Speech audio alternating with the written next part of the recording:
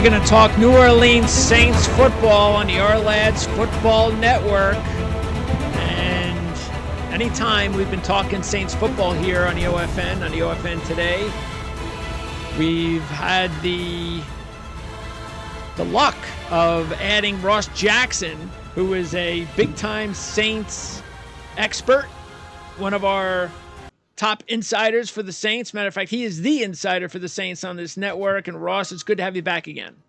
Hey, really glad to be here. Thanks so much for inviting me back, man. Always a pleasure to be able to chop it up with you for a little bit. Yeah, this is going to be good because we weren't able to touch base during the draft, so a little bit to catch up on. But still, there is training camp around the corner, and I want to make sure that everybody, all Saints fans who are a part of this channel, and whether or not they are a follower of yours, and we have the information in the ticker of where they can check you out. We'll do that, of course, as always, at the end of the show. We'll provide links in the description area so you can check out your YouTube channel. You got the Locked On Podcast YouTube channel. How's that going, by the way?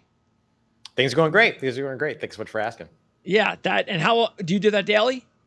Yeah, every Monday through Friday, and then some. Every now and then when there's some news that breaks on the weekend and things like that. Usually during training camp, I'm doing 2 episodes per day, so that actually begins this week as training camp opens up. That way, we're making sure that we're getting everything to everybody in a small bite-sized form, but giving them the additional content that maybe folks are looking for, especially at a time where the news is finally news and fresh, as opposed to speculation and guessing and wondering and all those things. Yeah, we're all happy about that. That's for sure.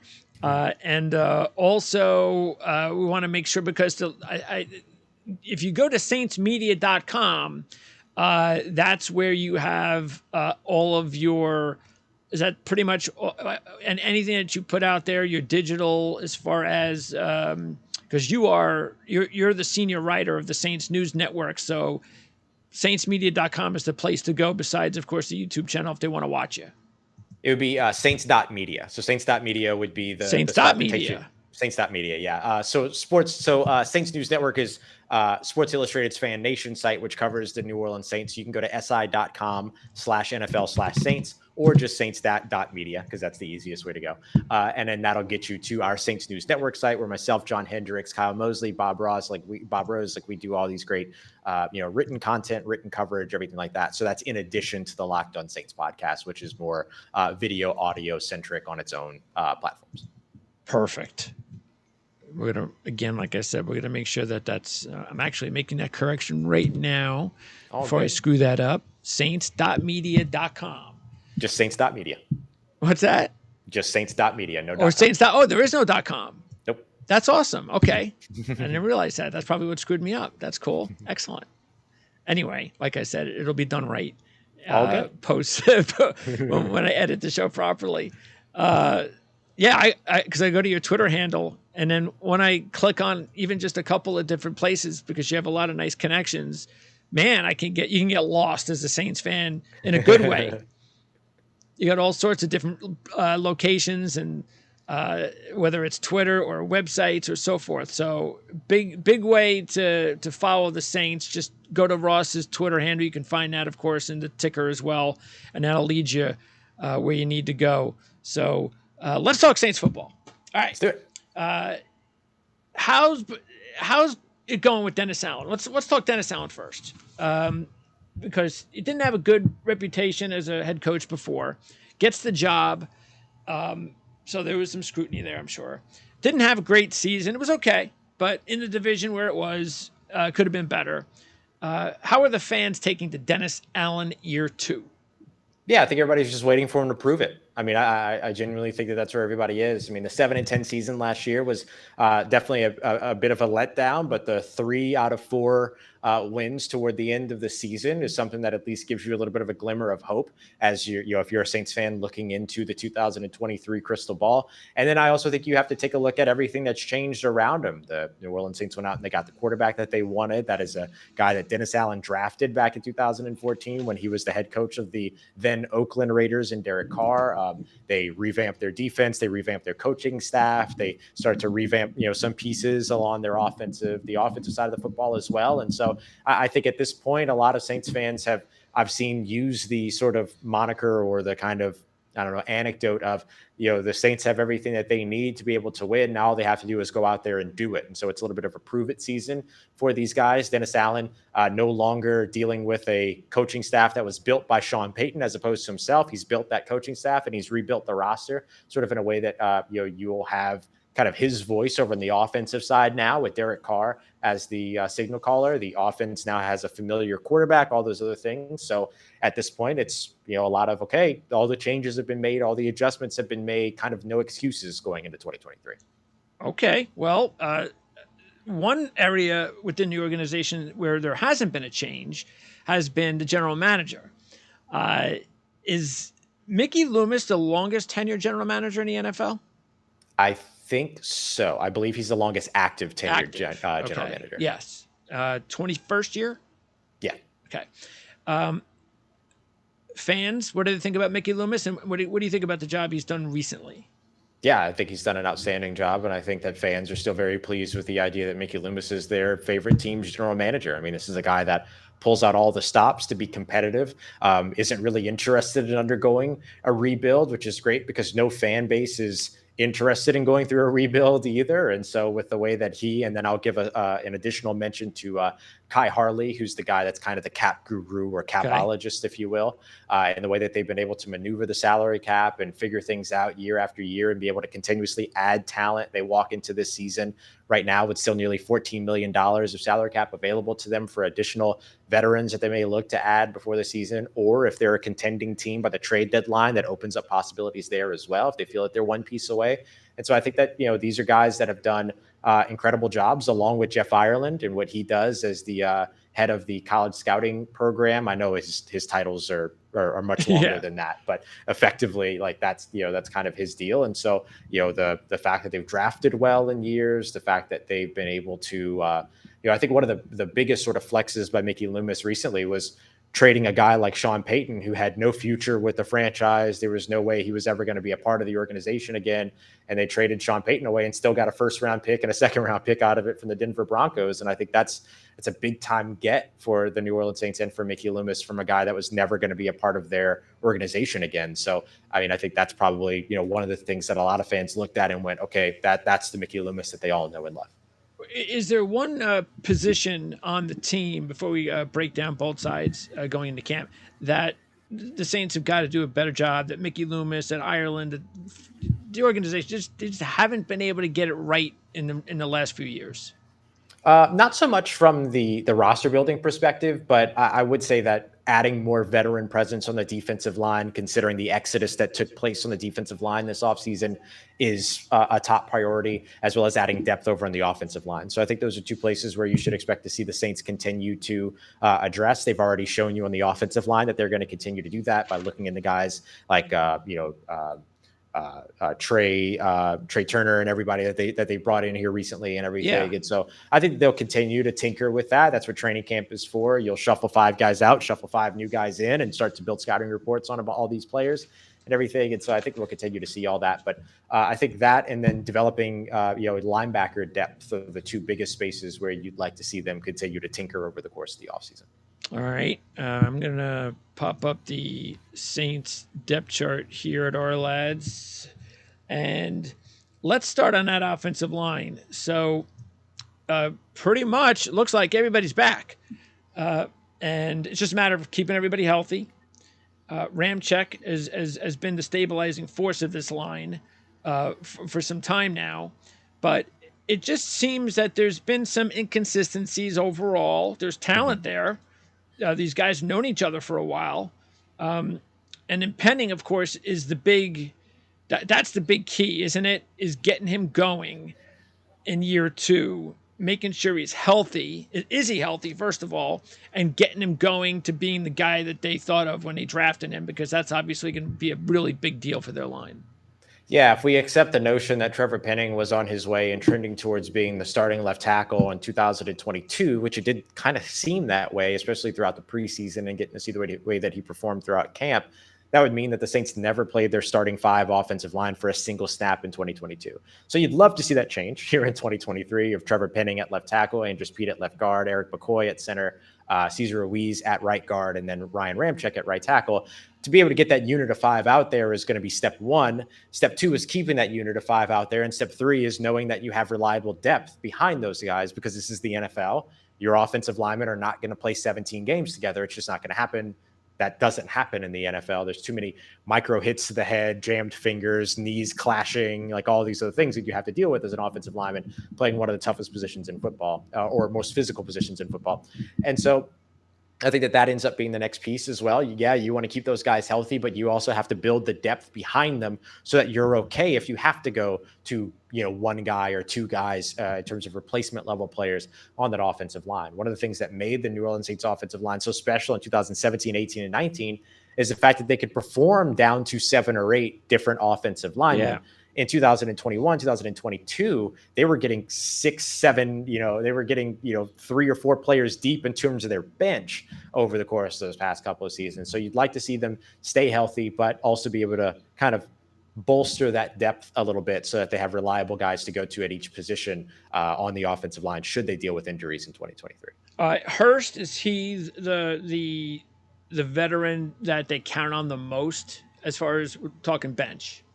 Yeah, I think so, especially last year because he ended up being the starting left tackle while Trevor Penning, was out with that preseason injury. And so I think that, he's a big piece of what they'll do in terms of sixth offensive line, as well as a guy that can come in and plug in at either tackle or either guard spot for you as well. So his positional versatility, NFL experience, all that kind of stuff is absolutely of massive benefit for New Orleans. And then taking a look at the fact that, let's see, the team added Salaveri and not much else. So a couple other guys, 3 other players right now that they signed after the draft. So were you surprised about that they didn't add more bodies? And does that mean that there's a couple of guys we need to keep an eye on that they feel are ready to take a next step? Yeah, I think that they added a couple of undrafted free agents like Alex Pihlstrom as well as Mark Evans, who came in from the University of Arkansas Pine Bluff. He's another HBCU guy. The Saints tend to kind of dip into that pool in the UDFA, or have at least here in 2023, as well as adding a couple of other guys. They added Billy Price for a little while, but they ended up moving on from him with a non-football injury designation. And so that stinks, because I think one of the places that you really want to see the New Orleans Saints have viable depth is at center. Right now, center is that position to where if Eric McCoy gets hurt, you're affecting multiple positions on your offensive line, because you're moving more than likely Cesar Ruiz from right guard to center, and then you're plugging somebody in place of Cesar Ruiz. So you lose one guy, but then now you're playing 2 players not inside their natural starting position. So I think that that's the center spot is a place where I could see the Saints maybe leaning a little bit further into and continuing to build up their offensive interior. I think is a big part of what they'll continue to focus on here over the course of training camp. I think, some of these other replacement level players like Calvin Throckmorton and Lewis Kidd and Landon Young, these are all guys that have, a lot of positional versatility. Landon Young can play any position on the offensive line. Lewis Kidd can play either guard spot and can bounce out to right tackle. Landon Young can play either tackle spot. And so I think that they'll kind of lean in a little bit more on trying to keep the numbers more dwindled so they can add more impact players at skill positions and things like that. So if they're going to go that route, then they have to make sure that they have guys that have NFL experience, have that versatility, and then have a track record of health. And right now, the track record of health is the spot that you look at and say, the Saints don't really have that on their offensive line, even when it comes down to their depth at this moment. Okay, so fans are keeping an eye during camp, preseason, and they're looking at a young player or two. Who do you think they should be keeping their eye on the offensive line? Bench. Yeah, I think Mark Evans is probably an interesting one to keep an eye out on. I think he's the guy at the University of Arkansas Pine Bluff that they brought in as an undrafted free agent. A lot of us expected him to be drafted this year, but there were a lot of us that also expected upwards of 7 or 8, HBCU players to be drafted, and it was not even close to that in this year's NFL draft. And so, I think that was part of what happened with Mark Evans, is that he kind of fell off of that. Okay. And so the Saints could potentially benefit from that. And now they get to pair him with a guy like Jari Evans, who was, a big time player for the New Orleans Saints back in the day, who's now their assistant offensive line coach. And so I think you kind of look at where a guy like like Jari Evans can immediately help a player like Mark Evans continue to develop. The other Okay. player that I would watch on the offensive line is Lewis Kidd. Lewis Kidd came in, I believe it's Montana State University is where he came from as an undrafted free agent last year, made the active roster. I think he's only one of 2 players out of that university to ever start in a game in the NFL. And so coming out of that program. And where he really stood out was during the Saints and Packers joint practices when he had to step in and he looked really, really good against some talented Green Bay pass rushers in 2022, at least during the preseason, and getting an opportunity to be able to go out there here in 2023 and show how much he's continued to develop. I think his positional versatility, his familiarity with the scheme, and the fact that the Saints have already kind of shown everybody that they like him, I think that all works in his favor. All right. We'll keep an eye on those kids for sure. Let's take a look at the skill positions. And I tell you what, we'll kind of get quarterback out of the way. We know what the whole deal is with Derek Carr. That's no mystery. Winston will be the veteran number 2. But Jake Haener, really liked him as one of those sleeper quarterbacks in the draft. Once you get through the top guys, who could possibly be another? Look at that next level group. Who are the guys that could stand out and maybe make a name for himself in the NFL? And Haener was one of the ones that was at the top of my list. I was a little bit surprised to see him go to the Saints because of the fact that they had just signed Derek Carr. He ain't going anywhere. Not to say that that's not a good position for Haener, but I just thought, well, for Haener personally, he's going to have to buy his time, but maybe that's a good thing. So what did they like about Haener to spend a 4th-round draft pick on him? That to me means that they think that maybe at some point, maybe he does kind of take over when Derek Carr leaves. Yeah, I don't know if they have that expectation for him. 5'11" quarterbacks just simply don't work in the NFL, right? No. And so, I think that when you look at New Orleans, they are a team at least that's accustomed to building an offense around a smaller quarterback. They did it for a decade and a half when it came to Drew Brees. But I think the reason why they really like Jake Haener is because first of all, Jake Haener's been studying the New Orleans Saints offense since he was like big. I mean, Drew Brees was his favorite quarterback growing up. Right. Even though he grew up in the Fresno area, in the Central Valley area of California, Drew Brees was his favorite quarterback. The New Orleans Saints were his favorite team. He went to the same alma mater, Fresno State, as Derek Carr, and Derek Carr has been Jake Haener's mentor the entire time that Jake Haener was the quarterback for Fresno State. Then that should have been a gimme then that he was going to the Saints. Right. Yeah. And so, you look at Derek Carr being a guy who what he told us was, I give my phone number to every Fresno State quarterback. And the way that he said it was, Jake Haener was the most persistent about using it. And so Jake Haener is a smart kid. He understands the game of football. He can talk the game of football. He also has the same shorthand as Derek Carr. He communicates about the field the same way that Derek Carr does. They came from the same system. Derek Carr mentored him. Or is his mentor. So I think what you're looking at in terms of investing in Jake Haener is you expect that Jameis Winston will not be a New Orleans Saint in 2024. So you want a backup quarterback that's going to be able to be the clipboard quarterback on the sideline that the starting quarterback comes to when the defense is on the field and says, okay, what do you see? And once that begins to happen, and once Jake Haener assumes that role, which I think he'll assume that role in 2024, he'll know the system.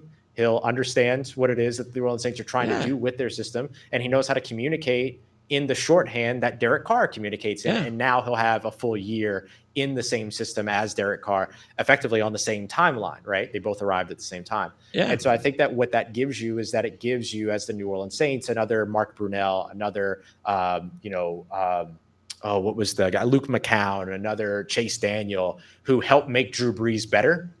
Jake Haener can be that backup quarterback that on the sideline helps to make Derek Carr better for his next possession. All right. I like it. All right, running back Kamara. We know that the time is on no side of running backs. So, but he's still, a more than capable player. We know that. But they went out and they made a couple of big moves, of course, with the signing of Jamal Williams and then the drafting of Kendre Miller.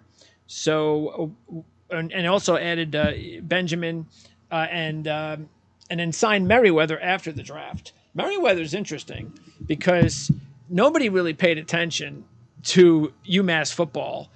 And I understand why. We all understand why. But, he put up some good numbers, and I was always intrigued, and I can never find like anything on the kid. So Mhm. I'm kind of intrigued to find out whether or not he could actually stick with an NFL club, whether the practice squad or make the team. So I like the depth. Tell me about once you get past Kamara, what's it look like as far as the totem pole? Is Williams, is he going to battle Miller for the number 2 spot as far as snaps overall? I think Jamal Williams gets the most snaps out of any of these running backs in All 2023. total. Total, yeah, Okay. and probably sees the most carries out of any of these other running backs. The Okay. idea with bringing Jamal Williams in is that the Saints don't want to treat Alvin Kamara like a bell cow back. What we know from watching it over the course of the past 2 seasons simply is that it doesn't work. That's not Alvin Kamara's game. Alvin Kamara's game is get him out in space, right? So now you've got a guy like Jamal Williams who can, in tandem with Alvin Kamara, a la the boom and zoom days of 2017-18 with Mark Ingram and Alvin Kamara, and in the boom and zoom 2 days of Latavius Murray and Alvin Kamara 2019-2020, is that you then get a share and a change of pace. And so now all of a sudden, Jamal Williams becomes the bell cow back, even though he's slimming down this offseason. I believe he's dropping from 230, he's down to 217 now. Okay. And so he's going to slim down because he's going to play a little bit more of a variety role like he played in Green Bay as opposed to the short yardage role that he played in Detroit.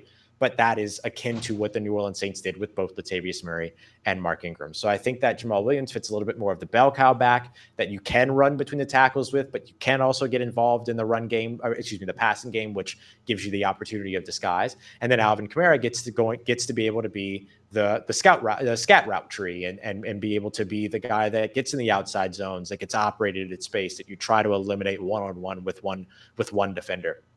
I think that you're trying to get Alvin Kamara back to that role. Okay.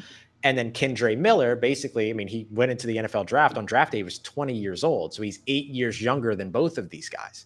And so Kendre Miller could be a guy for the future, but they believe that Kendre Miller can have an immediate impact as well. So expect him to be kind of like, you look back at the Saints, running back rooms of the past of, back in the day, they had the third guy when they won the Super Bowl. It wasn't just guys like Reggie Bush and Pierre Thomas. It was also Mike Bell. It wasn't just guys like, Darren Sproles and Pierre Thomas and others. There were, other running backs that also got involved. Eventually that was Mark Ingram as Okay. well. So I think that you start to see a little bit of that when it comes to Kendre Miller.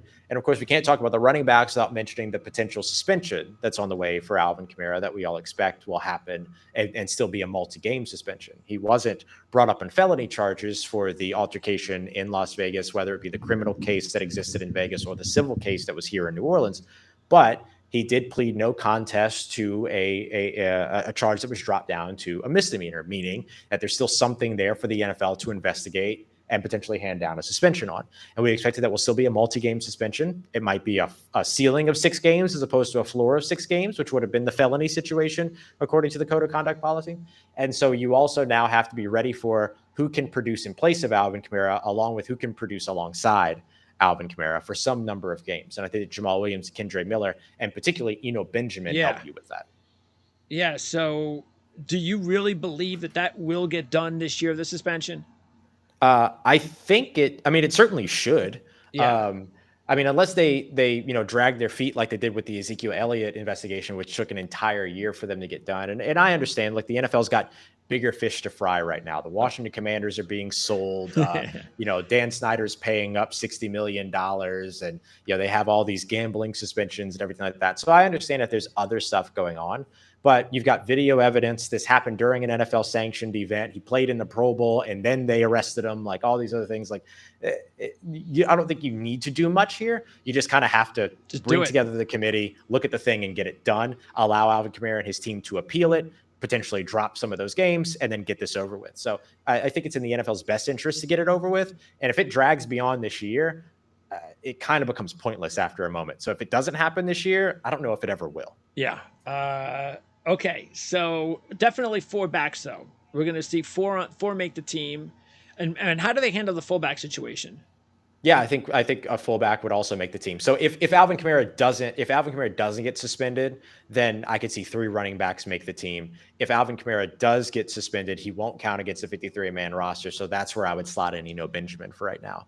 But the Wow. Saints have carried four running backs before. Actually, they do this quite often because that third running back or fourth running back are oftentimes big time special teams contributors, and they often still carry a fullback. So I think Adam Prentice is probably the leader in the clubhouse when it Okay. comes to that. But they did sign Jake Vargas earlier this offseason. They always bring in somebody to compete Sure. they never go into training camp without two fullbacks. So we'll see which one of them comes out of the other end here as the guy that makes the roster. If they go that way, they could be creative here too, because they've also reloaded their tight end room. And a lot of those tight ends can play kind of this F move role where they could also line up as H backs. They could line up as some of these fullbacks in the backfield, Taysom Hill included. So if they wanted to save the roster spot and repurpose that roster spot elsewhere, they could use a tight end to be kind of that lead blocker mentality out of the backfield. Yeah, it's really nice to have Taysom Hill on your roster. That's for sure. He Mm-hmm. takes a few spots there. Very valuable. Foster Moreau was brought in. That was after the draft, and then Mm-hmm. Juwan Johnson had himself a nice season. So you mentioned the tight end room. Kroll was someone I had my eye on last year, Mm-hmm. and of course we know Jesse James and even Forrestall, who's on the pup, had pretty decent career at Alabama. So yeah, talk about how many tight ends do you believe will make it out of camp, and who could you see possibly maybe even get bumped to the practice squad, which I would assume is probably where Kroll and Forrestall go. But you tell me. Yeah, I think actually Kroll and Jesse James are both guys that I would watch for the practice squad, because now Okay. you can have some of these veteran guys on the practice squad, and you can have more than a handful of these veteran guys on the practice squad. So I think both of them are guys that I'm watching for there. And then it just depends on how they treat the other positions, how many tight ends they keep, but they could keep three. And then if they did that, Juwan Johnson, Foster Moreau, Taysom Hill, those guys are locks for me. The question is just, does a guy like Lucas Kroll come out and show that he can block those C and D gaps on the outside, and then all of a sudden that makes him a really valuable piece that maybe you do have on the active roster. So I think that's what you're waiting to see from Lucas Kroll, because he can catch the football. That's easy. He can catch the football. Now you just got to see, can he also contribute to you as a pass protector, as a run protector, and be able to get all that down. So that's going to be his big focus over the course of training camp. But there's no doubt in my mind that the top three tight ends in New Orleans are going to be Juwan Johnson, Foster Moreau, and Taysom. Okay. Now, wide receiver. Last year, they had a big breakout from Shaheed. Tell me about this kid, because I know when we did our draft preview on the Saints, we had a viewer that made it a point to really back Shaheed. Yeah. Like, don't sleep on Shaheed. Because anytime I see rookie, I don't look. The numbers were good, especially for a rookie. They were very good. And he adds a dimension as a returner as well. And then I noticed, and then you dig deep and you find, wow, this guy has a really good catch percentage. That's really impressive for a rookie and all that kind of stuff. But again, he's a rookie, so you just don't know. And it wasn't like he was a first or second draft pick. Is he the real deal? Yeah, I think so. I think he is like, he's his version of the real deal. We just have to see kind of like what position they have him play, because he's not going to be a Z flanker guy. You've got Chris Olave in that role. He's definitely not going to be an X receiver for you. So do you move Chris Olave to that sort of weak side lone guy in the 3-by-1 formation, and then you operate Michael Thomas mostly out of the slot, and then allow Rashid Shaheed to line up off ball, which gives him the opportunity to be able to kind of more easily avoid contact at the line of scrimmage, being jammed at the line of scrimmage, things like that. But look, you mentioned earlier that not many people pay attention to programs like UMass. Not a lot of people pay attention to programs like Weber State either, or Assumption College. I mean, this is what the New Orleans Saints do in undrafted free agency. They've always been so good at this. And so Rashid Shaheed is a guy that didn't undergo any type of and this is where I kind of take my shot at the testing doesn't matter crowd. If Rashid Shaheed goes out there and runs a 4.3, 4.2 with his speed, he's probably a day 3 pick. Yeah, right. Sure. And if he's healthy coming out of the NFL and stuff, or coming out of college and stuff like that. But he was the guy that started off on the NFI list, the non-football injury list for New Orleans, because he was rehabbing from an injury. That injury kept him from being able to do all of the testing over the course of the offseason. That probably led to him being undrafted and nobody really knowing his name. And so I think the thing that you're watching, because we were out there for OTAs and mini camps earlier this summer, not only did you see Rashid Shaheed be a third level threat, but you watched him be a 3 level threat. You watched Okay. him be a guy that can, push that stem upfield and force DBs to flip their hips and commit to his deep threat, his deep speed, because you have to. Yeah. You can't sit down on a guy like Rashid Shaheed, knowing the speed that he has. But then because he's being able to force DBs to commit so early, his breaks out of his routes become super clean, and he ends up creating multiple yards of separation off of simply changing direction. And so he's becoming better as a route runner. He's understanding the nuances of that. He was the guy that was massively impactful as a rookie and undrafted free agent rookie that was still learning the playbook last year. Now he knows the playbook. When I spoke to him last season, one of the first things that I asked him was, how are you doing with the playbook? Because that's always my biggest question for these undrafted guys, these rookies that come in. Yes. And he said he's doing a good job with it. It's just that the playbook's really, really thick. And that is true. Here in New Orleans, the playbook is extremely thick. And so now, I asked him during OTAs and he said, I got it. And so I think that that's his next step, him developing as a route runner, him understanding all the different ways that he can impact this team, numerous plays from numerous formations, numerous personnel groups that are all the same formation, but are different plays, but are different personnel. There's so many different things with the way that the New Orleans Saints offense is constructed that I do think that there is a step left for Rashid Shaheed to take. And as long as he can stay healthy, he should be able to take that step in this offense. If he would have been able to run a 440, what would that have been? I've tried asking him before. He won't give me a number specifically, but I imagine that he would have been somewhere in the impressive 4.4s or into Okay. the 4.3s. I Okay. really think he probably would have been into the 4.3s. Just kind of seeing his speed compared to some other 4.4 speed guys that are Yeah. on the Saints team. We watch these guys during kickoff drills and stuff like that race each other down the field. It's not a race with Rashid Shaheed, and Okay. so I think he probably would have clocked in that 4.3, 4.4 range. All right. Now, Michael Thomas. This is going to be a big deal without question.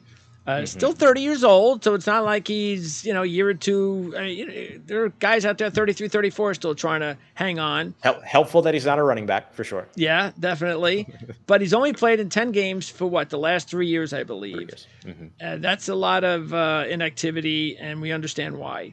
But is he ready now? Is this going to be the best that he's coming into camp, healthy, ready to go in 3 or 4 years? Yeah, I think this should be his healthiest camp coming in since 2019. I mean, he had the majority of last season as well as the entire offseason to get healthy. Everything that happened in terms of his medical procedures, according to Mickey Loomis, Saints general manager, it all happened on the timetable as expected. He's doing his photo shoots on Monday, he's got his sunglasses on and doing all of his little, his team photo shoots and everything. So he's in good spirits. He's very ready to be out there. And I'll tell you, that 10 games out of 3 seasons number frustrates a lot of fans, but it doesn't frustrate anyone as much as it frustrates Michael Thomas. Sure. Michael Thomas wants to be out on that field, as Yep. every NFL player who's dealing with an injury wants to be out on the field.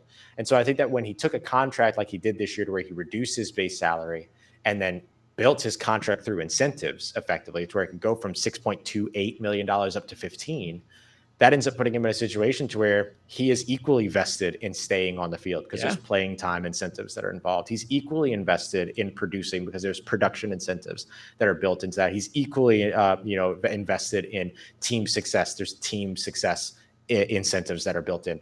He's showing you and everybody, that, ubiquitous you, royal you, that he's ready to go out there and contribute for this team and help this team win. He has a great relationship with Dennis Allen. He's got a fantastic relationship with Derek Carr. He was recruiting Derek Carr the entire time when Derek Okay. Carr was kind of trying to figure out where he was going to go next. Michael Thomas was a very active piece in all of that. And so I do think this is going to be maybe the best version of Michael Thomas that we've seen since the beginning of the 2020 season, when he had that injury week 1 to his ankle.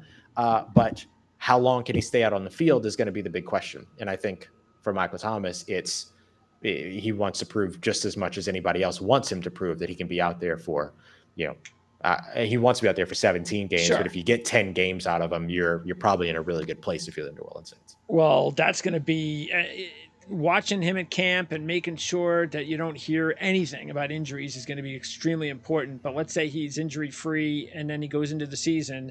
That means if you're going to limit him and not overuse him, other receivers are going to have to step up. And Mhm. besides the three, including Olave, who do you think? I mean, first of all, do you think it's going to be 5 or 6? And who's battling? Who do you think are the serious contenders for those last 2 or 3 spots? Yeah, my projection is that they keep 5. We'll see if that changes. I think in a recent roster projection, I did 6 just to be able to name an additional player at a starting place that will change throughout camp. But I do think Okay. 5 is probably where they settle. And so you'll end up with the top 3 and Michael Thomas, Chris Olave, who, by the way, is the most reliable offensive weapon that they have in Chris Olave, Yeah, and then Rashid Shaheed. But I do think that, a guy like Brian Edwards has an edge because he has familiarity with Derek Carr. he Um, does. a guy like A.T. Perry, who was drafted in the 6th round, isn't guaranteed a roster spot, but I do think that the fashion in which the New Orleans Saints drafted him in the 6th round, which required them to trade away tight end Adam Troutman to the Denver Broncos in order to move up and select A.T. Perry out of Wake Forest. I do think that that says something. So I would put the two of them up there. I think we have to give Traquan Smith the respect because he has been a part of the system for years. He was drafted into the system. He has played here for a long time. He was the only drafted wide receiver or the first drafted wide receiver for a while. And so I do think that he's the guy that competes there. And I wouldn't be surprised if James Washington, another NFL veteran, is competing for a spot as well, because he's probably the next field stretcher. He doesn't have a ton of speed in the way that Chris Olave and Rashid Shaheed does, but he understands leverage. He understands how to sell DBs. He understands how to stack. He understands how to create separation downfield. He understands how to push. He knows how to do all these things. And those are the things that make him a viable candidate. The reason that Dennis Allen told us that they went out and brought in James Washington for a visit and eventually signed him was because they feel like he could be an option for him as for the team as an additional field stretcher. So I think those guys in particular, those 4, are Okay. probably fighting for 2 or 3 spots behind the big 3, if you will, at Yes. wide receiver. Okay. Yeah, Edwards. It's interesting because I think it was his second year. There was just so much talk about he Mm-hmm. was going to have a breakout. Watch out. Brian Yep. Edwards is one of these breakout candidates, and it just never happened. Yep. And so, now it had nothing to do with the relationship with Derek Carr, or else he wouldn't have Mm-hmm. landed with Derek Carr again. But yeah, there was just something about, and I don't know what it was, but uh, he's going to get another opportunity, and he's starting to run out of them. But hopefully, this will be a good opportunity for him to kind of resurrect his career.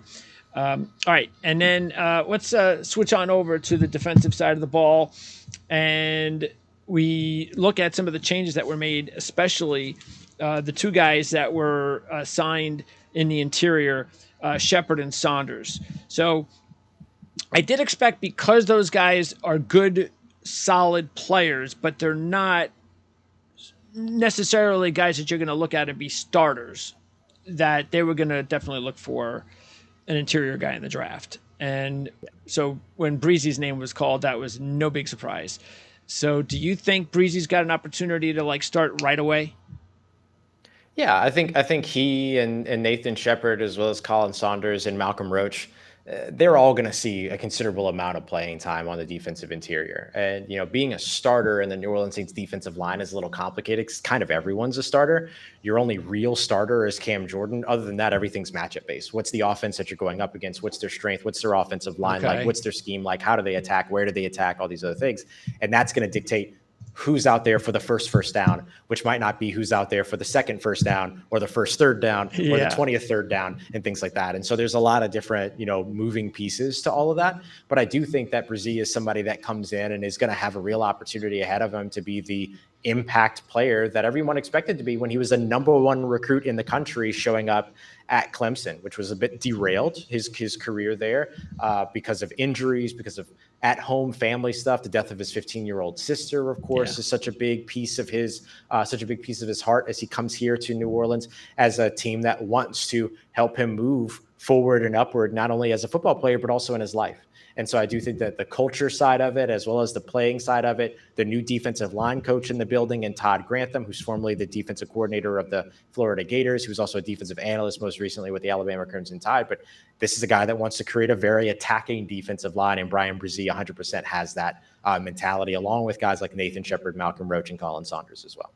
All right. And then on the outside, Foskey was taken in round 2. Mm-hmm. And that was a key addition with some of the players, or especially Davenport going, but a couple of guys that have been knocked out here of this roster the last couple of years, including Davenport last year. So Granderson is trying to pick up the slack, but the fact is, Peyton Turner was drafted to be that guy, and he hasn't been that guy yet. So what's the deal with Peyton Turner as far as his future with the team?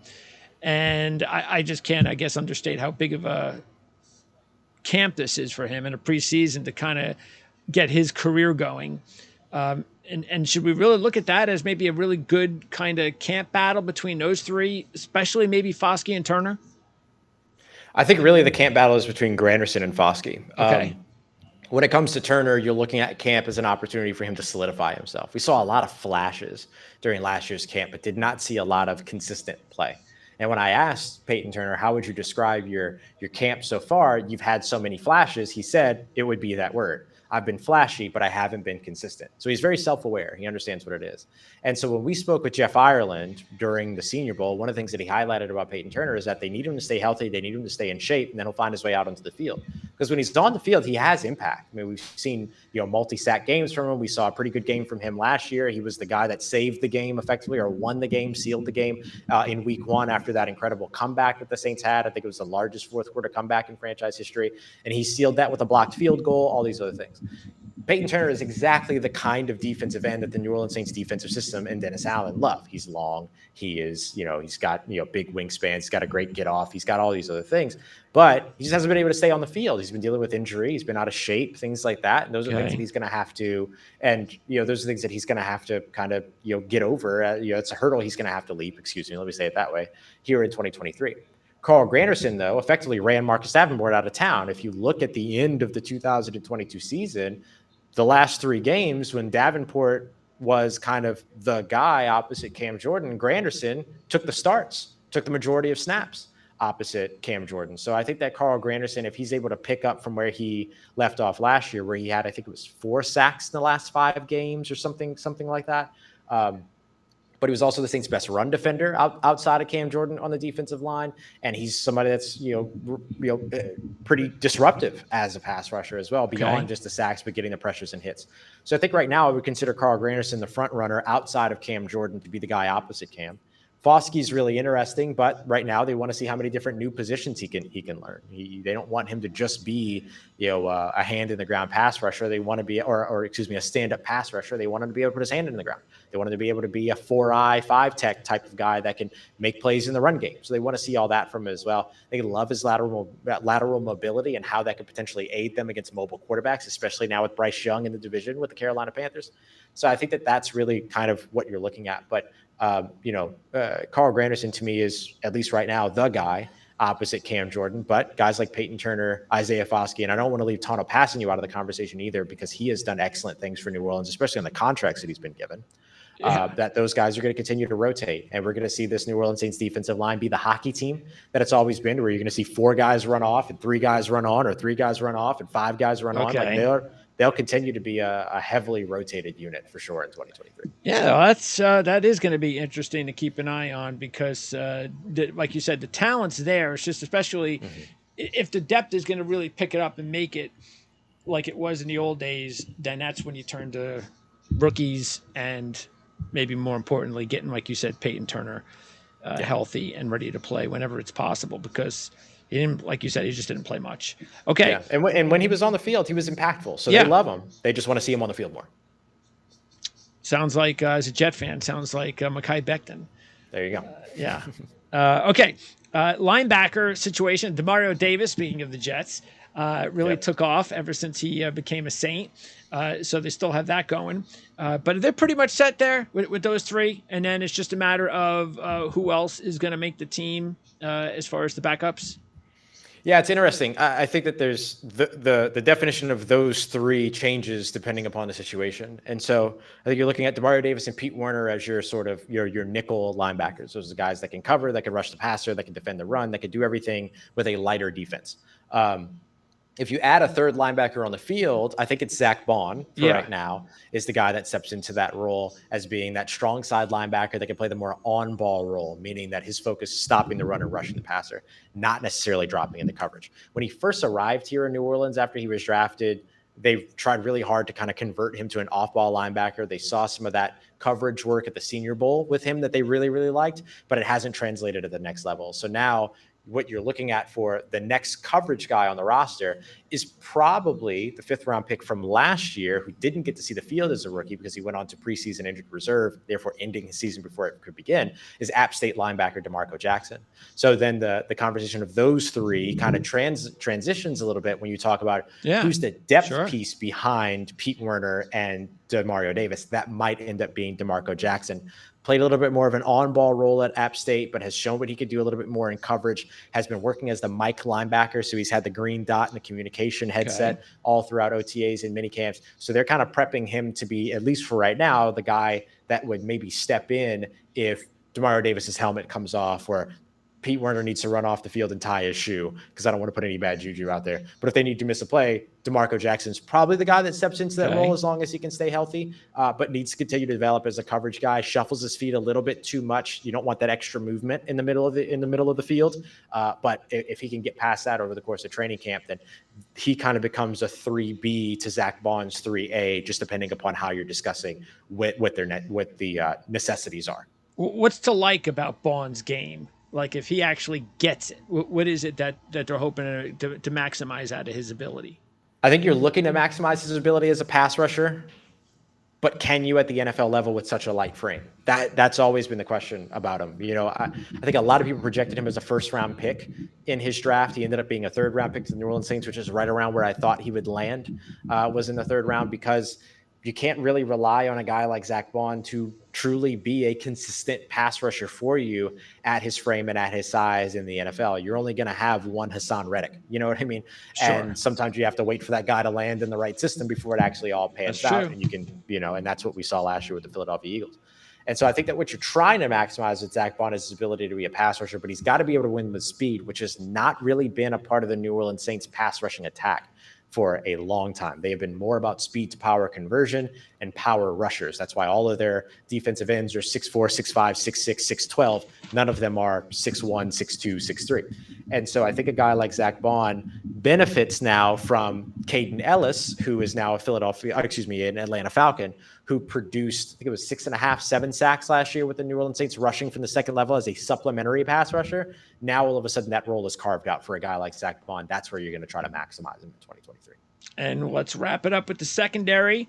Let's start at safety. And again, speaking of the Jets, Marcus May seemed to have a lot of times you just never know how these things are going to work out. But it seems to have worked out with Marcus May. It seemed, because I know how talented the kid was, and then things did just not go well with him and the Jets at the end of his last year there. There's a lot of reasons. So it was nice to see that it looked like he acclimated himself well with the Saints, and it's a lot easier when you have Tyrann Mathieu as your buddy back there. So I know Matthew's getting up there, but he's still only 30? He's been playing like forever. So he still has some juice left, you would think. Looks like they're pretty set there for the next few years at safety, and then he went ahead and drafted Howden. Yeah, and I love the selection of Jordan Howden because pick a place and he can play there. I mean, he can play corner, he can play slot, he can play as a box safety, he can play as a single high safety. He's been compared in my conversations with folks about Jordan Howden to the versatility of PJ Williams, who was a guy that the Saints drafted and then gave 71-year deals after his rookie contract. He's now not in New Orleans for the first year since he was drafted, but they love the versatility of a guy like PJ Williams because of all the different places where he could impact. Jordan Howden brings that with him. And then the vision of Marcus Williams, who's the guy that Marcus May ended up replacing. And if you look back to the 2020, just before the 2022 season, the two guys that were at the top of the NFL since 2017 in forcing completions were Marcus May at 1 and Marcus Williams at 2. So it wasn't a bad exchange for the New Orleans Saints. It did take Marcus May a little bit of time to get acclimated to the New Orleans Saints defense. There were some struggles early. There were struggles for Tyrann Mathieu, particularly in tackling and deep coverage early as well. But then that started to tighten up. The issue is that the Saints went into 2022 with a projected 5 starting secondary players in Marshawn Lattimore, Paulson Adebo on the outside, Bradley Roby in the slot, and then Marcus May and Tyrann Mathieu at safety. None of those players took a single snap together in 2022. Wow. So your hope is that guys like Marcus May, who himself could potentially have a suspension on the way as well, he's got a court date coming up a couple days after training camp begins in earnest, that might end up opening the gate for the NFL to hand down a suspension on that. We'll see. Okay. But that's connected to the DUI case all the way back when he was still a part of the New York Jets. Yes. And so that is something that could potentially loom. So that opens up some opportunities for guys like Lonnie Johnson Jr. and Smoke Monday and, Jordan Howden, absolutely in there. Jonathan Abrams, some of these other safeties that they brought in. Ugo Amadi, who's a big part of that as well. So there might be some other player that ends up having to be able to be out there. But ideally, outside of the 2 or 3 games that Marcus may miss to open the season, you're hoping that for the rest of the time, you actually have this starting safety tandem that have really bonded over the course of the offseason, really have a good grasp of the system now, and want to be able to put that all together on the field together. Yeah, I mentioned last year that Monday was a guy that I thought could be an intriguing undrafted player, and nice to see that he's still hanging on. Yep. So I know he doesn't put the measurables up that you like to see, which is why he wasn't drafted, but there's more to football, as we all know. So Yep. maybe another year we'll give him an opportunity to play even more. All right, so corner. Now, are we pretty much set with Lattimore, Adebo, and Roby? Are those your 3? And what's the backup situation look like? If that's the 3.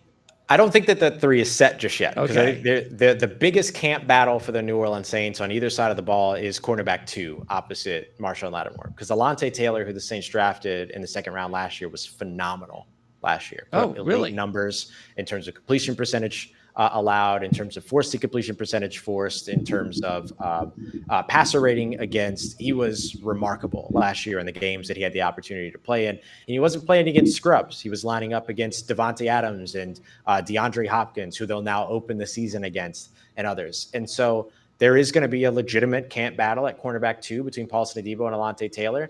And the thing that's going to be interesting is that if Paulson Adebo, who right now I give the edge there because that rookie season was so good, and he's also got an additional year of experience in the system over Alontae Taylor, if he's able to win that role, do you then give Alontae Taylor the opportunity to compete in the slot? They've already allowed him to take some of those slot snaps in OTAs as well as in mini camps. Okay. Alontae Taylor told us at his locker, look, I made a lot of mistakes. I'm an outside corner, but I'll do whatever it is that they asked me to do here.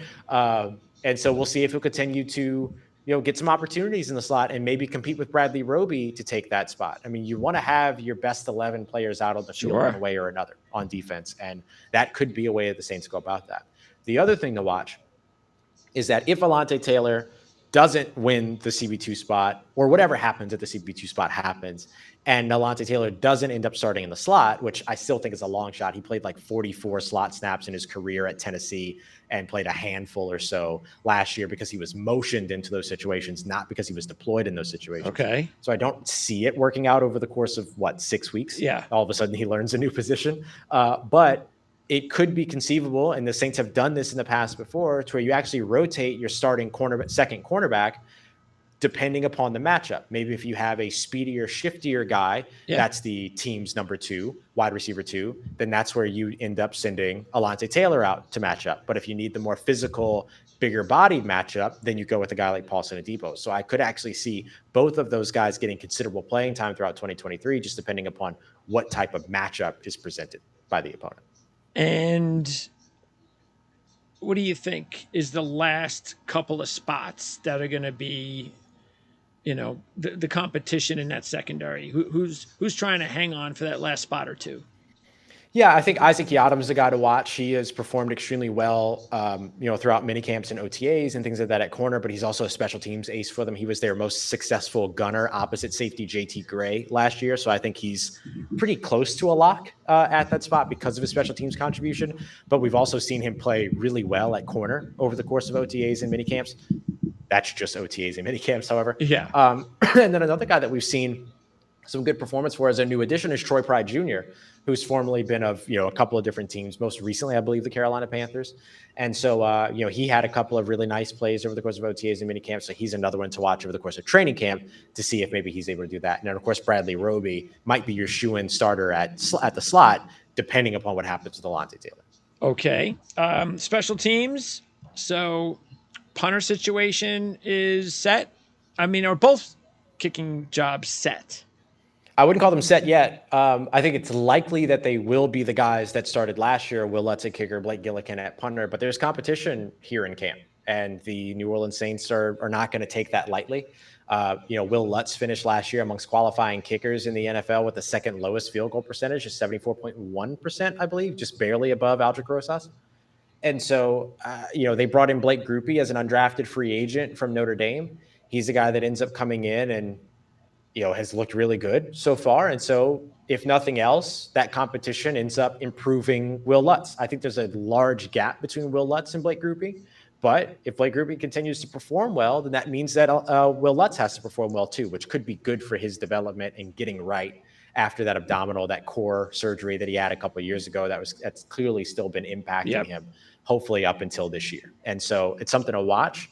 I don't think that Will Lutz loses his job, but it's notable that there's a competition there. Similarly, Lou Hedley, I call him the Thunder from Down Under. He's a former Australian player that played with the Miami Hurricanes last year, wore Dwayne The Rock Johnson's number as a punter and all these other things. He's tatted up and he owns like a tattoo parlor in Bali and all these other things. He's the most interesting player in the NFL.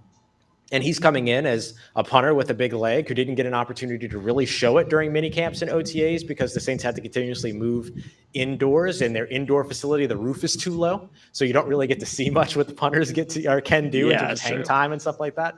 So over the course of training camp, he'll get some more opportunities over those 22 or so practices to actually punt for a change. But he'll be somebody that could potentially do the same thing for Blake Gillikin and help push Blake Gillikin. Gillikin played really well, but the thing about it was that when they needed him most, those were when those punts ended up getting shanked and things like that and giving up bad field position or advantageous field position to the opposing offense. He wasn't able to get the coffin corner punts down the way that you would like to see them in those clutch situations, but you saw him achieve them outside of clutch situations. So if he can just become a little bit more reliable when absolutely needed and absolutely necessary, he should be fine going into 2023. But a guy like Lou Hedley is going to help to push him to get there. So I do think that the competition is important, even if there's still a gap. There's no competition at long snapper, though. It's Zach Wood. It will always be Zach Wood, and it's always has been Zach Wood. So no worries there. I forget who we had this conversation about the long snappers. I remember saying that position is like one of those deals where when you find someone and you like him and he's good, he could be on your team for 15 years. There's a fantastic press conference moment where Bill Belichick was asked about a long snapper, and Bill Belichick, notoriously short answered guy on the podium, spoke for, it felt like ages, about the long snapper position. That should tell you how important the long snapper position is and how important it is to get it right. Yes. Okay. By the way, Shaheed, is he the kick returner, punter? Yeah, I think he'll number be one guy. The primary guy there. Yeah, for sure. All right. Last question is: give me a breakout player for both offense and defense. Meaning somebody that someone outside, fans outside of New Orleans, maybe have never heard of this player, or have no idea that this player is about to become a significant part of the team. Offense and defense. Give me one for each. Yeah, I'll start with defense because that one's a little bit easier for me to pick out. And I'll pick a guy in Malcolm Roach. There's a couple different candidates. There's guys like Alontae Taylor as well as Carl Granderson. But I love the fit of Malcolm Roach with Todd Grantham. And that is a coaching to player personnel alignment that's really, really good. Malcolm Roach is a guy that has shown more consistent flashes throughout his time, has made some clutch plays and clutch moments, has been disruptive in the run game at 290 pounds, but has a kind of the sneaky athleticism that allows him to be pretty disruptive in the pass rush game at that size as well. So that's absolutely something that I would be watching out for. And I think the defensive interior is a spot that needs a lot of attention and needs to improve in 2023. And thankfully for the Saints, they were kind of forced into making those adjustments because of the departure of players at the position in free agency this offseason. So I think Malcolm Roach is one that I'll watch. And then over the offensive side, it's a little bit tougher. because I could say Rashid Shaheed, but I think people would argue that he's kind of already had the breakout. Now it's like, can you do it again? Well, Can you prove it? do you think he could be a 1,000-yard receiver? I don't think he's going to be 1,000-yard Okay. receiver unless Michael Thomas ends up injured, right? Like like opportunities just not going to provide for you to have 3,000-yard receivers on your team. You know what I mean? Of course, Because Chris Olave is kind of a lock to be that guy. Yes. So I think the guy that I'll mention, even though I think people would still argue that he did break out last year, but I'll mention Juwan Johnson as being the guy that maybe not a lot of people are paying attention to. True. I just think that when you look at what Derek Carr had with the Raiders in Darren Waller and Foster Moreau, Darren Waller also a converted wide receiver, a big-bodied guy that they moved to the position to be a primary pass catcher. Juwan Johnson fits the same mold, although he's bulked up a little bit more over the course of these couple of years so that he can be more advantageous as a blocker as well. But I do think that the partnership between Derek Carr, Foster Moreau, and Juwan Johnson could fall in line with something that's familiar to the production, not the production, but to the opportunity that presented Derek Carr, Foster Moreau, and Darren Waller. Well, Ross, it was very educating, which is always the best interviews. This is what I'm looking forward, and of course, I hope the viewers feel the same way, because camp hasn't even begun yet, and I feel like I'm all set now to understand what's going on with the Saints roster before it even begins. So I appreciate it. Hopefully we'll get an opportunity. Look, if we don't get an opportunity to talk before the beginning of the season, I am looking forward to talking to you during the season. So, for sure. And we'll follow that YouTube channel for sure. You're going to be very busy on that channel, starting with those 2-a-days during camp. Mm-hmm. So, looking forward for that as well. And we'll see you sometime soon, Ross. Don't be a stranger. You got it, buddy. Just let me know and I'll be here. I appreciate you as always for having me on. It's always a pleasure. Thanks, Ross. Take care. Thanks, bud.